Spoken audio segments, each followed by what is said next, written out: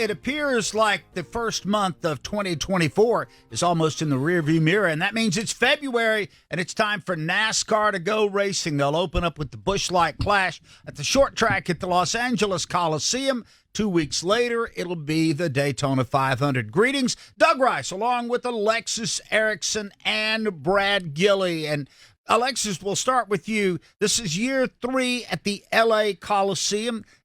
By that, we're kind of used to it, but I still love the uniqueness of this venue. Your thoughts about opening up the exhibition season there? You know, I love it. I think the LA Coliseum just speaks to world history of sports in the United States, which I think is fantastic. And for NASCAR to be able to put on a show in that venue just speaks volumes about where we are as a sport right now. I do also have a feeling that I would love for that particular race being an exhibition race to potentially travel to other locations as well. This being the third iteration, as you said, of this race. But I think it puts us in a great spotlight. I think it's in a market that we don't typically get to go in and get to showcase who we are and what we do. And so I think it's very exciting. It's exciting for us in the sport. It's exciting for the drivers. I mean, it's a quarter-mile racetrack, so something they don't get a lot of practice on.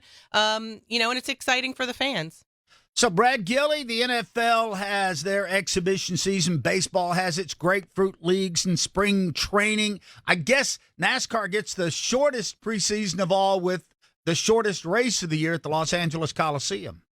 Yeah, speaking of that short preseason, by the way, when the checkered flag drops or when the green flag drops on the LA Clash coming up this Sunday afternoon, it'll be literally 1 day shy of 3 months from the season finale of 2023 on November 5th to the season opener, or maybe the soft opening, if you will, because it is an exhibition race with the Busch Light Clash at the LA Coliseum on February 4th. So I like this event. I agree with Alexis. I think this race does need to move. I think NASCAR is in a little bit of a tight spot because if you remember, before COVID, they announced that they were going to tear down Auto Club Speedway and build a short track there. Those plans got delayed, and well, now they've torn down Auto Club Speedway, but there's certainly nothing being constructed there. And if they want to have a race in Southern California next year, it's probably going to have to be the same venue, but I do think it's time. And maybe you could even go further south and do an exhibition race south of the border or something else. I love this race. I like the format that we have coming up, but I also think we have to keep it fresh now. And you got to keep in mind, too, NASCAR has already opened the door for street racing. Not that they're saying there'll be one in Southern California,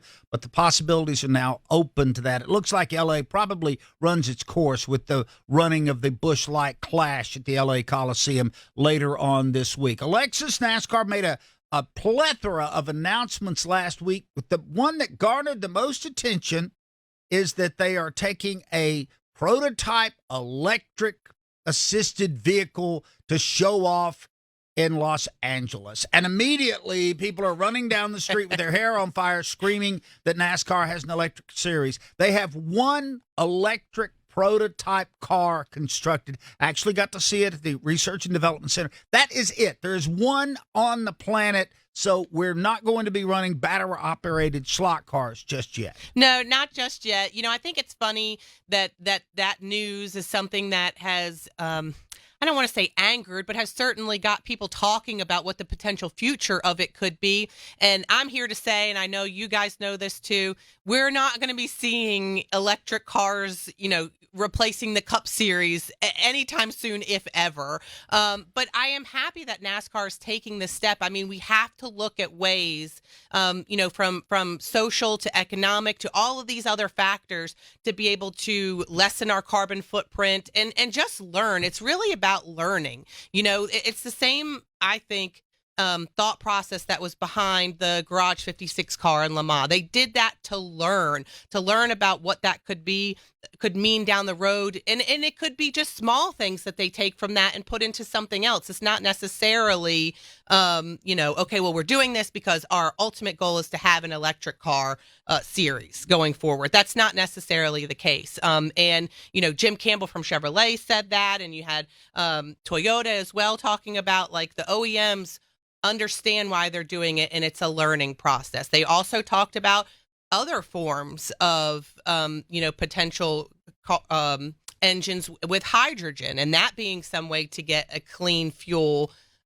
based car down the future. So it's a learning process. And Brad, before everybody gets way out over their skis here, it looks a little bit like a rally car. This will be a non-denominational car. It's not a Chevy, a Ford, or a Toyota. And everybody hit the brakes a little bit, but it is exciting that this is probably the first step in a very long journey.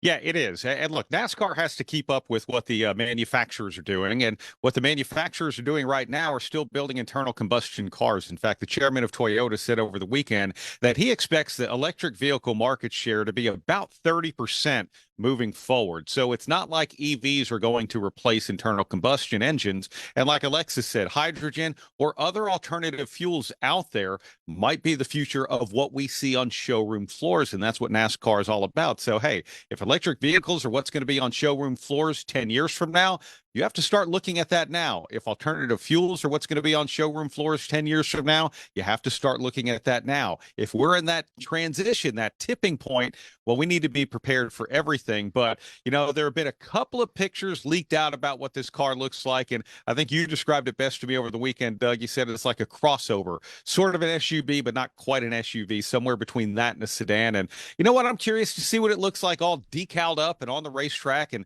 everything else. But either way, whatever is going to be sold is what we're going to race, and that might be the future, that might not. It was kind of cool. I was going to say, we should say that David Reagan, I think, is going to be the driver that's gonna run it. Obviously not in the race, but in an exhibition style, few laps, I'm sure, around the track. It is kind of neat. They opened up the hood, or the bonnet, as they called it, and that's where you plug it in and recharge it. So they've a lot to do, and the battery sits right next to the driver.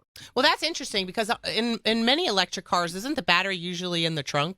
And so a lot of times what's underneath the car. Right. And so the where you would normally put the engine is like storage because there's nothing there. Yeah. I mean, you open it up and there's not a lot to see there, but it will be, I think there will be more attention around the electric car than the actual race at the LA Coliseum.